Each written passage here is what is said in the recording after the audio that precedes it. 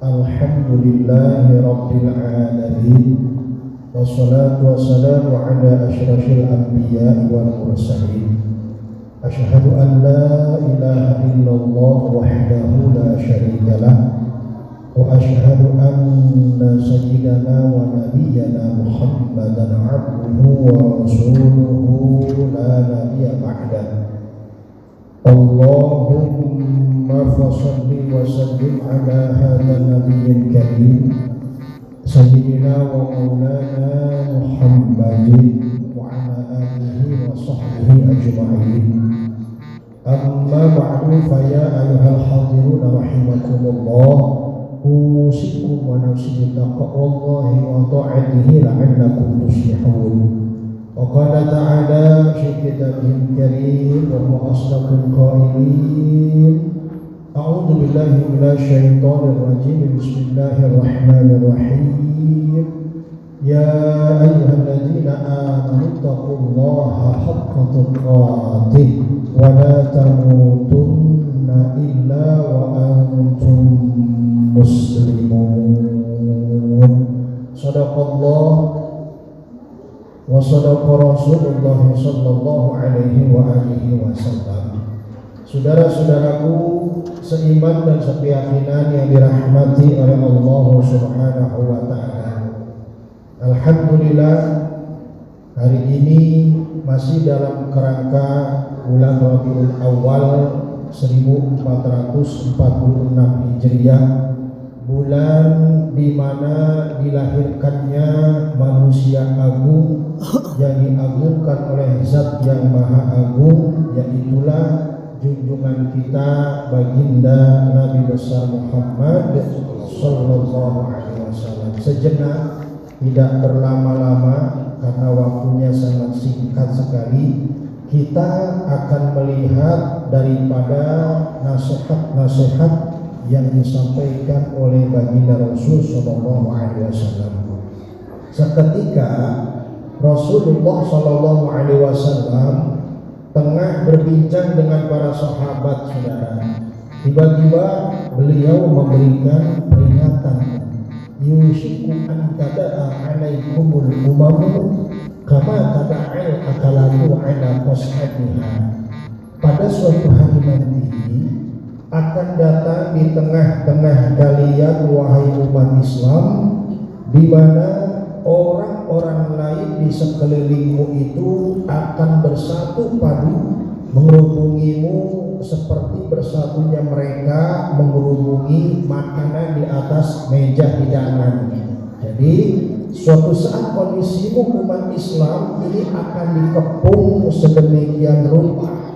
Gambarannya begini: orang-orang barat mau menghantam yang timur, mau menerkam yang utara, mau menginjak-injak yang selatan, mau menjelajah. Kondisimu seperti makanan di atas meja hidangan. Sebagian sahabat merasa heran dan terkejut lalu bertanya, amin qillatin nahnu yawma idzin ya Rasulullah, ya Rasul, ya, apakah jumlah kami saat itu sedikit sehingga kami dikepung sedemikian rupa? Nabi menjawab, bal antum yauma idzin katsir. Sama sekali tidak, kalian umat Islam tidak sedikit, jumlah kalian terbesar dan terbanyak. Kalian adalah umat Islam yang mayoritas.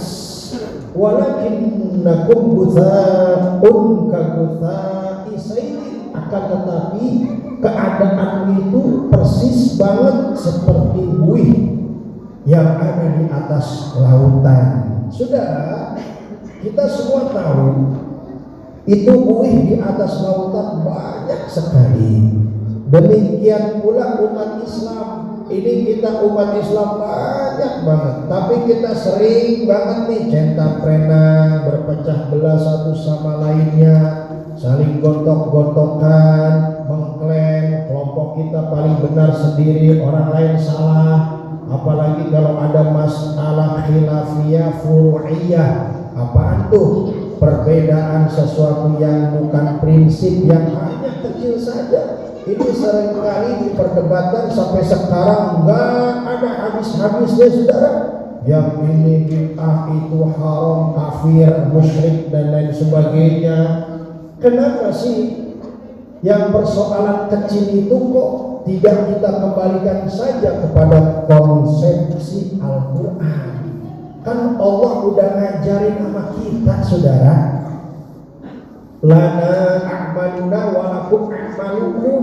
Itu tuh, silahkan Anda melakukan suatu amal sesuai dengan apa yang sudah Anda yakini kebenarannya, dan kami pun akan melakukan perbuatan sesuai dengan apa yang sudah kami pelajari dari guru-guru kami. Yuk kita bersatu padu eratkan tali silaturahim, kan enak, beres. Nggak perlu kita sikut kiri sikut kanan, saling gontong-gontongkan, mengklaim diri kita paling benar, orang lain salah. Tidak perlu, saudara. Ini umat Islam banyak, tetapi busa'ul kabusai sair seperti buih yang ada di atas lautan, dipermainkan gelombang lautan, dihempaskan ke tepian pantai tanpa punya makna dan arti. Kondisimu umat Islam ini laksana kuantitas yang tanpa punya kualitas. Maksudnya bagaimana sih? Gini, ini kita umat Islam, mohon maaf saudara, banyaknya doang umat Islam, tapi dari segi pemahaman, pengertian, pendalaman tentang ajaran agama Islam paling hanya beberapa persen saja, sehingga orang lain enak saja mengepungmu, akidahmu didangkalkan, dibanjiri dengan peradaban dan kebudayaan yang merusak dari segi maksiat dan munkarat. Dan paling celaka saudara, kata Nabi, wal yansi'anna fi qulubi aduwikumul mahabbata minkum, akan dicabut kehebatan umat Islam di mata musuh-musuh kalian.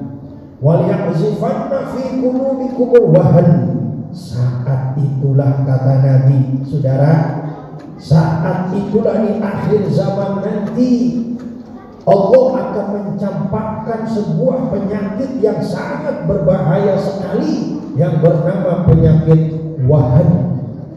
Saya ulangi lagi, yang bernama penyakit wahan.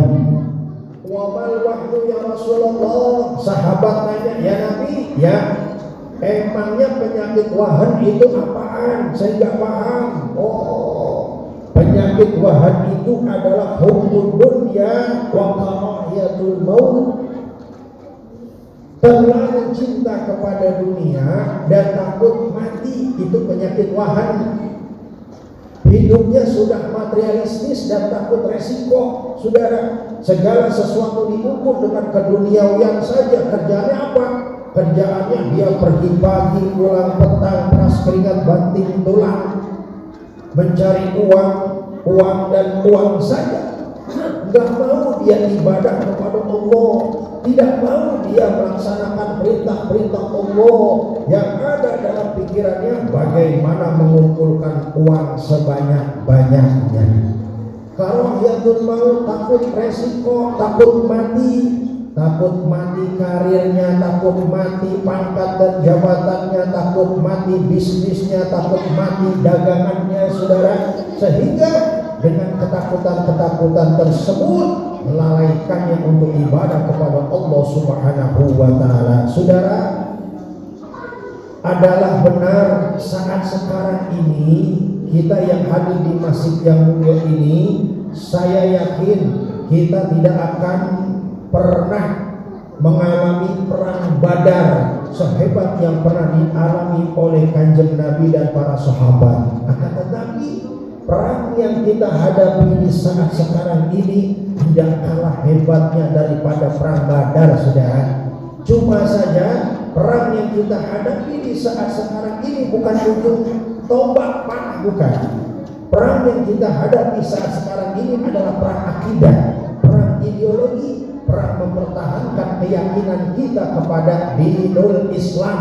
Umpama kita perang melawan musuh, saya yakin kita akan tetap memegang teguh ajaran agama Islam. Tapi ini yang kita khawatirkan dan takutkan bukan kita. Tuh, yang kita khawatirkan khawatirkan adalah anak-anak kita, saudara, cucu-cucu kita yang akan hidup 30-40 tahun yang akan datang. Akankah mereka tetap istiqomah memeluk agama Islam? Wallahu a'lam.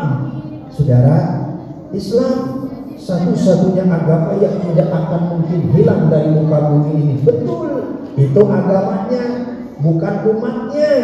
Sebab enggak ada jaminan sedikit pun dari Allah dan Rasulnya bahwasanya umat Islam ini akan tetap ada di daerah Halim. Enggak ada tuh. Tidak ada jaminan sedikit pun dari Allah bahwasanya agama Islam ini akan tetap ada di Indonesia, akan tetap ada di Jakarta. Enggak ada jaminan tuh agama Islam akan tetap ada di tengah-tengah keluarga kita. Jikalau kita nih tidak menjaga dan memelihara agama Islam itu sendiri, bahkan jikalau kita tidak mewariskannya agama Islam ini kepada anak-anak kita tuh, cucu-cucu kita tuh, maka serbuan-serbuan dari berbagai macam penjuru arah akan semakin kita rasakan, dan tidak mustahil Islam akan gulung tikar dari tengah-tengah keluarga kita, saudara. Inilah yang kita takutkan, inilah yang kita khawatirkan, dan ini adalah merupakan tanggung jawab sebagai orang tua, sebagai guru, sebagai pendakwah, agar supaya apa? Agar supaya membimbing, mengarahkan, mendidik anak-anak kita kepada ajaran-ajaran agama Islam.